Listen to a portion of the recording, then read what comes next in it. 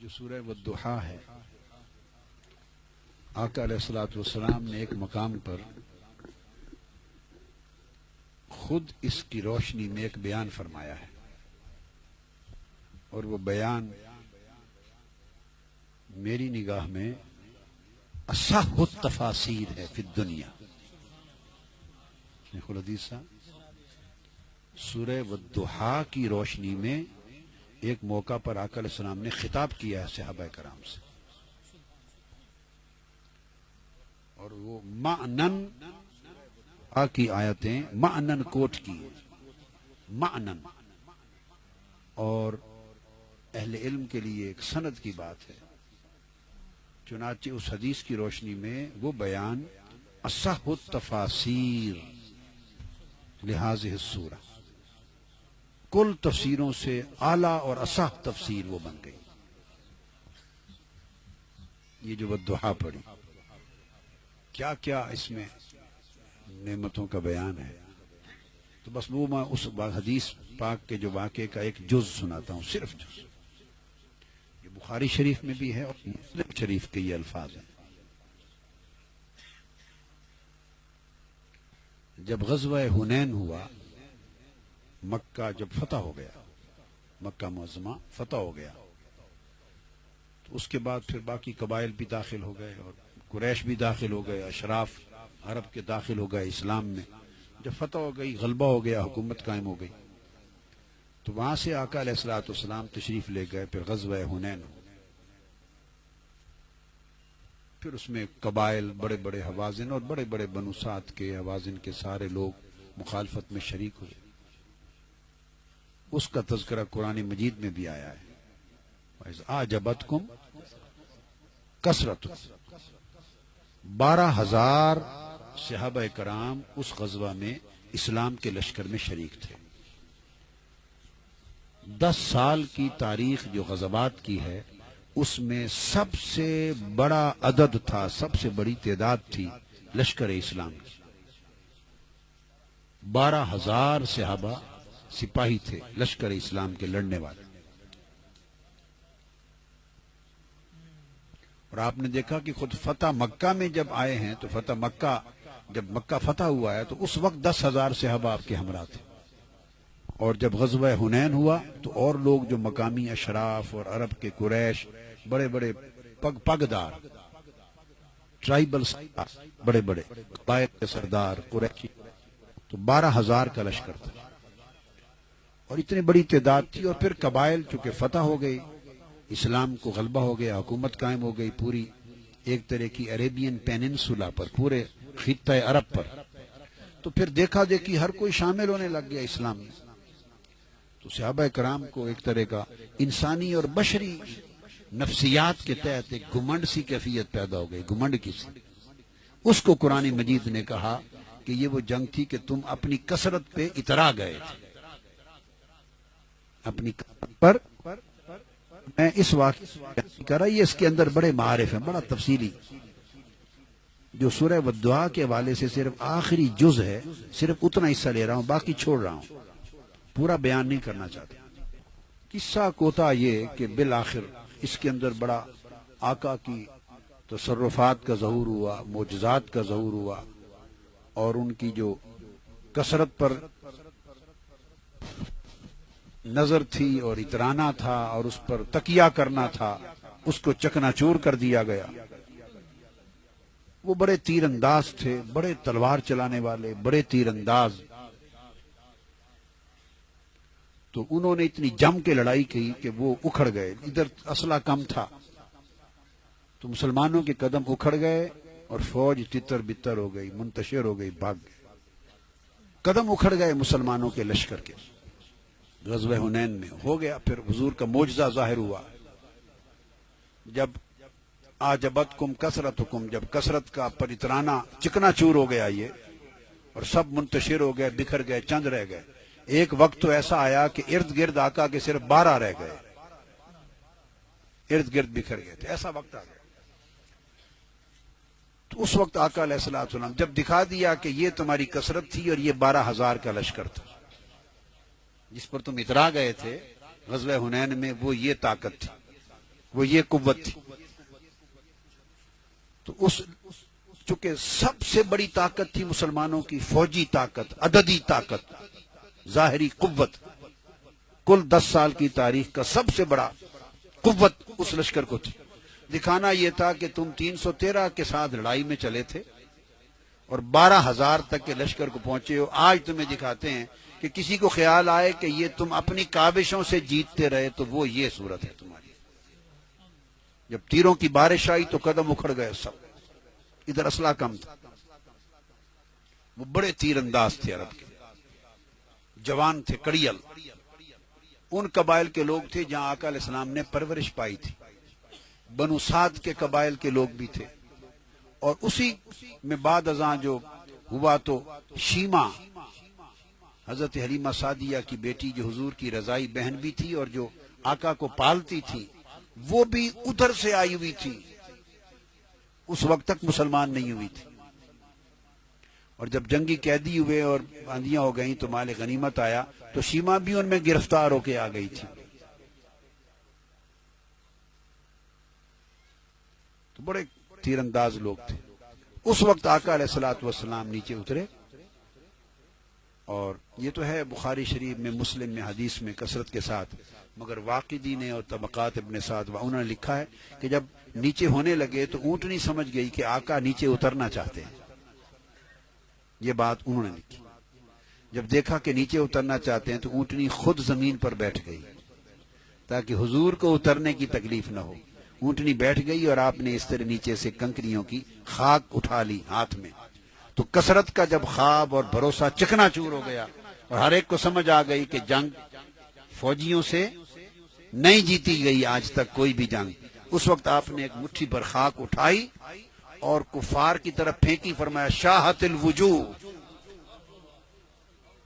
صحابہ کہتے ہیں خدا کی قسم 1000 ہا کا لشکر تھا، 1000 ہا کا لشکر تھا. فرماتے ہیں ایک چہرہ ایسا نہیں تھا جس پر حضور کی خاک کی کنکریاں نہیں جا کے لگیں. بس کنکریاں پھینکنے کی دیر تھی، سب کے منہ پھر گئے. اور پھر ہم نے ان کو ولو مدبرین، ان کو پیٹ پھیر کر تڑپتے مرتے بھاگتے دیکھا. پاسا پلٹ گیا اور اسی ایک مشت خاک سے جنگ جیتی. خیر یہ تو ایک بات. اب یہاں یہ بات میں نے اس لیے سنا دی کہ آگے جو بات کہنے والا ہوں اس میں ایک واقعہ آ رہا ہے، اس کی توجیہ ہے. اور وہ محدثین میں سے کسی نے وہ توجیہ اور شرح نہیں لکھی. آگے جو بات ہے اس کے جواب میں کسی محدثین کی دنیا نے 1000 سال میں جب سے بخاری مسلم میں حدیث آئیں، شروع حدیث لکھی گئی، کسی نے اس توجیہ کو نہیں پکڑا کہ وہ جواب اس میں اس مقام پر دیا گیا. یہ آپ کے حصے کی توجیہ تھی جو اللہ نے دی، وہ آپ کو دے رہا ہوں. یہ اس لیے کہ جب جنگ جیتی گئی اور مال غنیمت ہاتھ آیا، والضحیٰ کی تفسیر آقا نے بیان کی تھی اس موقع پر. جب مال غنیمت ہاتھ آیا کہ آپ نے نام لے لے کر جو اشراف عرب تھے، قریش کے بڑے بڑے قبائل کے سردار تھے، قبیلے کے اشراف عرب تھے، چیفز آف ٹرائبز تھے، جو نئے نئے داخل ہو گئے تھے اسلام میں فتح مکہ کی وجہ سے، اسلام کا غلبہ اور غلغلہ دیکھ کر ایک ایک کو جو چوٹی کے لوگ تھے ان کو 100 اونٹ تک مال غنیمت میں ان کو تقسیم کی. 100 اونٹ ایک ایک کو، جو بڑے بڑے قبائل کے سردار، تروں والے، پگڑیوں والے بڑے بڑے سردار تھے، جو ان کو مال غنیمت بانٹا. اور ان اشراف عرب کو اور قریش کو اور مہاجرین کو جو نام پر تھے ان کو ایک ایک کو 100 اونٹ تک دیے. اب یہاں وہ آگے واقعہ پیش آیا جس کے لیے یہ حدیث سنائی. جب یہ دے رہے تھے تو جو انصار تھے جنہوں نے 10 سال آقا علیہ السلام کے ساتھ حضور کا کارکن بن کر جنگیں لڑی، قربانیاں دیں، جانیں لڑائیں، 10 سال سے آقا علیہ الصلوۃ والسلام سے، مینا کی بیعت عقبہ سے لے کر آج غزوہ حنین تک، جن کے 10 سال 11 سال پورے ہونے کو تھے، پوری محنتیں کی تھی. ان میں کچھ جوان بھی، جشیلے بھی، ہر طرح کے کچے ذہن کے لوگ بھی آ جاتے ہیں. اور لشکر بھی 12,000 کا تھا تو چے میں گوئیاں شروع ہو گئی. آقا علیہ السلام کی اس تقسیم کے خلاف، اور باتیں شروع ہو گئیں اور کھسر پسر شروع ہو گئی یہ، اور کہنے لگ گئے کہ لو جی ان قریش کے خون سے اب تک ہماری تلواروں سے ان کی گردنوں کے خون کے قطرے ٹپک رہے ہیں، 10 سال ہم لڑے ہیں ان سے، یہ اسلام کے ساتھ مقابلے میں لڑے ہیں، ہماری تلواریں اب تک خوش نہیں ہوئی ان کے خون سے، اور آج جب مال غنیمت ہاتھ آیا ہے تو یہ بڑے بڑے امیروں کبیروں اور اشراف کو انہی کو 100 اونٹ مال غنیمت دیا جا رہا ہے، یہ کیا تقسیم ہے؟ کسی نے کہا معاذ اللہ، اس تقسیم سے کیا اللہ راضی ہوگا؟ استغفر اللہ۔ کسی نے کچھ کہا، جس کی سمجھ میں جو کچھ آیا چیمے گوئیاں کرنے لگے، کہتے تھے کہ اب تک ہماری تلواروں سے ان کے خون کے قطرے ٹپک رہے ہیں اور ان کو مال غنیمت دیا جا رہا ہے، ان کو نوازا جا رہا ہے، ان کی خدمات کیا ہیں؟ 10 سال 11 سال سے تو ہم قربانیاں دے رہے ہیں۔ یہ باتیں کچھ لوگ کرنے لگ گئے۔ کسی نے آقا علیہ السلام کی بارگاہ تک یہ بات پہنچا دی۔ اس موقع پر آپ نے سن کر جو خطاب فرمایا، اب وہ مختلف احادیث میں اس کی مختلف روایتیں اور کلمات ہیں، تو میں نے کہا وہ جو سورہ والضحیٰ کا معنوی بیان کیا اس موقع پر وہ سنانے والا، اس پر خطاب کیا غزوہ حنین کی۔ جب یہ باتیں پہنچی تو ایک تو آقا علیہ السلام نے فرمایا ٹھنڈی آہ بھری اور فرمایا اے موسیٰ اللہ تم پہ رحم کرے، اے موسیٰ اللہ آپ پر رحم کرے، جو دکھ ایسی باتیں سن کر مجھے ہوا ہے، اے موسیٰ آپ نے اس سے بھی زیادہ دکھ سنے اور سہے تھے، اپنی قوم سے اس سے بھی زیادہ دکھی اور رنجیدہ کرنے والی باتیں سن کے صبر کیا تھا، اے موسیٰ اللہ آپ پہ رحم کرے، مجھے کیا دکھ ہوا ہے جو موسیٰ کو ہوا تھا اپنی قوم سے۔ ایک تو یہ جملہ بھی فرمایا، اور ایک بات آقا علیہ السلام نے کہی خطاب کر کے، وہ جو سورہ والضحیٰ کا مضمون تھا، وَوَجَدَكَ ضَالًّا فَهَدَىٰ وَوَجَدَكَ عَائِلًا فَأَغْنَىٰ، تو آقا علیہ السلام نے ان سے فرمایا أَلَسْتُمْ ضَالًّا، یہ میں نے کہا هو أصح التفاسير في العالم، اور مفسرین میں سے یہ بیٹھے ہیں، مفسرین میں سے کسی مفسر نے اس کی تفسیر اس حدیث سے نہیں لی۔ یہ منہاج القرآن کی تفسیر میں یہ تفسیر جب لی جائے گی تو 1200 سال کی تاریخ تفسیر میں جو ائمہ تفسیر ہوئے ہیں پہلی بار یہ تفسیر حدیث سے لی جائے گی۔ ہائے ہائے کیا عجب، آقا نے خود تفسیر فرمائی، خود تفسیر بیان کی۔ معذ لوگ تو کہتے ہیں نا وَوَجَدَكَ ضَالًّا، اور اللہ نے آپ کو معاذ اللہ گمراہ پایا اور ہدایت دی، معاذ اللہ۔ وَوَجَدَكَ عَائِلًا، اور اللہ نے آپ کو تنگ دست پایا اور غنی کر دی۔ اب جو آقا کی زبان اقدس سے تفسیر نکلی وہ سنیے۔ تو آقا نے فرمایا ان کو، انصار کو جو چیمے گوئیاں کرنے والے تھے، فرمایا أَلَسْتُمْ ضَالًّا فَبِي هَدَاكُمْ أَلَسْتُمْ عَائِلًا فَبِي أَغْنَاكُمْ، کیا تم گمراہ نہیں تھے؟ میرے وسیلے سے تم کو اللہ نے ہدایت دے دی، اللہ نے تمہیں گمراہ پایا تھا، میرے ذریعے میرے وسیلے سے تم کو ہدایت دے دی۔ أَلَسْتُمْ عَائِلًا، کیا تم تنگ دست نہیں تھے؟ فَبِي أَغْنَاكُمْ، میرے صدقے سے اللہ نے تمہیں غنی کر دیا۔ یہ معنی ہے حدیث، یہ آیت کا معنی ہے جو آقا نے بیان کیا۔ تم گمراہ تھے، فبی ہداکم، میرے وسیلے سے تم کو ہدایت کی دولت ملی، تم محتاج تھے، تنگ دست تھے، میرے وسیلے سے اللہ نے تمہیں غنی کر دی۔ آقا نے یہ خطاب میں فرمایا، یہ تفسیر ہو گئی اس قرآن مجید کی۔ اب آپ سمجھ گئے یہ اس صورت کی تفسیر ہے، اور کسی کمزور حدیث سے نہیں کی، سیاستہ بخاری اور مسلم سے تفسیر کی ہے، بخاری اور مسلم شریف سے کی، اس کے لفظ ہیں۔ اور پھر آگے آقا نے فرمایا، جب سن گئے اس کی تفصیل میں نہیں گئے، اور پھر انصار سے خطاب کیا اور فرمایا تم اعتراض کرنے والوں سنو، فرمایا کیا تم اس بات پہ راضی نہیں ہو کہ جنہیں 100 اونٹ بانٹ رہا ہوں، جنہیں 100 اونٹ اور مال کے انبار جنہیں دے رہا ہوں، کیا تم اس سودے پر، حضور نے انصار سے کہا، کارکنوں سے، کیا تم اس سودے پر راضی نہیں ہو کہ وہ اس غزوہ حنین سے پلٹیں تو مال و دولت لے کے پلٹیں اور تم محمد مصطفیٰ لے کے پلٹو؟ وہ مال کے ساتھ جائیں، تم مصطفیٰ کے ساتھ جاؤ۔ کیا اس تقسیم پر خوش نہیں ہو؟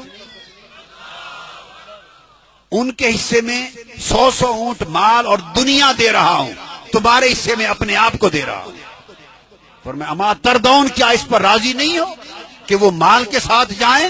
یرجعون بالمال و یرجعون بالدنیا وانتم ترجعون الی بیوتکم بمحمد، کہ وہ دنیا اور مال کے ساتھ واپس پلٹیں اور تم محمد مصطفیٰ کے ساتھ واپس پلٹو۔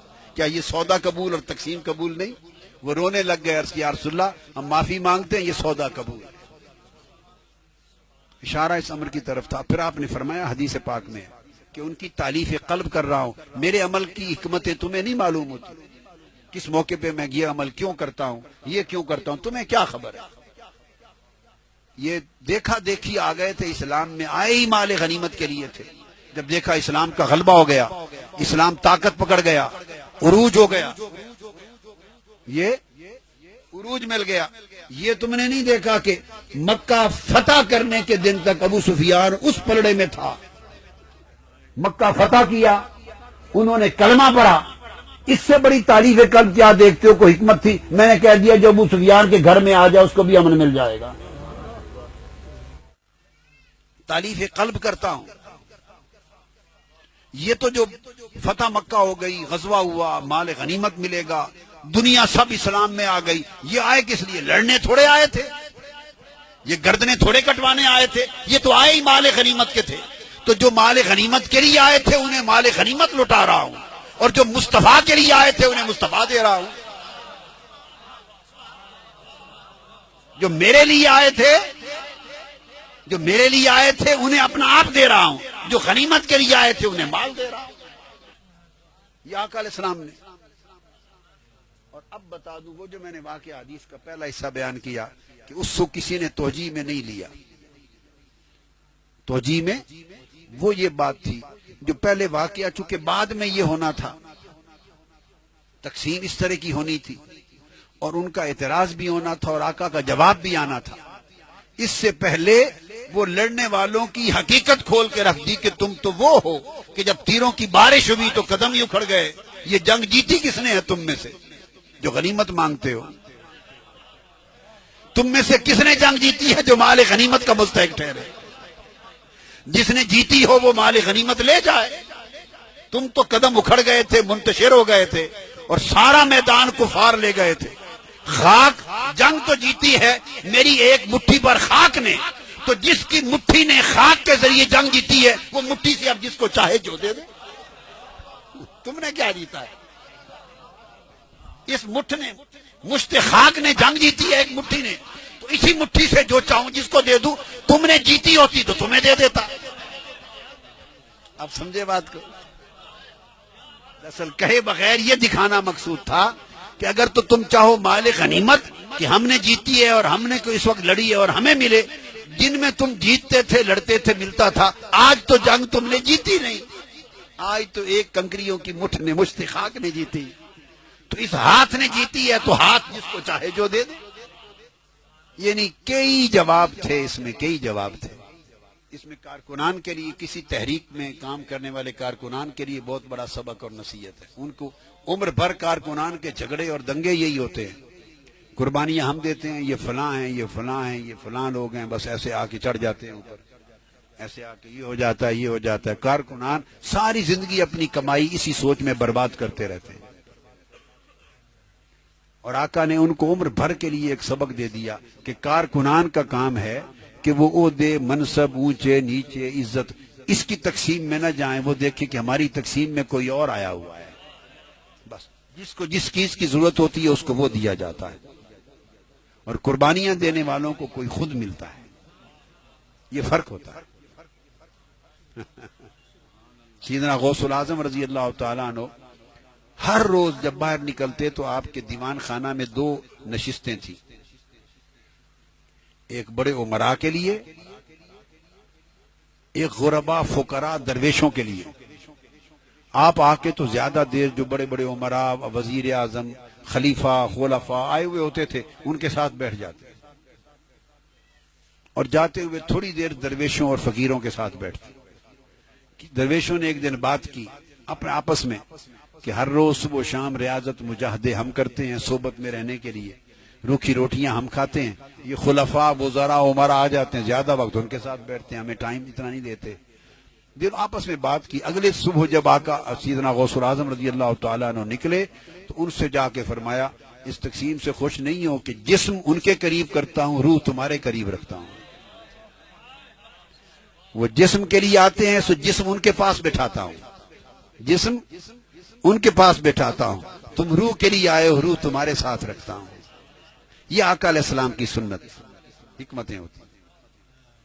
تو یہ والضحیٰ کی میں نے بتایا کہ اصح التفاسیر فرمایا الستم ضالا فبی ہداکم ولستم عائلا فبی اغناکم. سبحان اللہ، یہ مفعول مقدم ہے. وجدک ضالا فہداک ووجدک ضالا، پہلے جو آیت ہے فوجدک ضالا فہدا تو معنی ہو گیا فوجد اے فوجدک فی قوم ضال، ووجدک فی قوم ضال فدا فہداہم بک ووجدک فی قوم عائل فاغناہم بک. اور دوسرا معنی فوجدک فہدا بک ضالا، مفعول مقدم ہے، ووجدک فہدا بک ضالا. پس اے حبیب آپ کو اس نے پایا تو بکا محذوف ہے، آپ کو اس نے پایا، آپ کے وسیلے سے گمراہوں کو ہدایت دے دی. ووجدک یہاں توقف ہے، آپ کو پایا بکا محذوف ہے، آپ کو پایا فہدا فبکا اغنا، آپ کو پایا اور جو محتاج تھے آپ کے صدقے سے انہیں غنی کر دیا. یہ معنی حدیث پاک سے نکلا جو آقا کے فرمان سے. تو آیت سورت پڑھی تو میرے دل میں آ گیا کہ آپ کو یہ سنا دوں.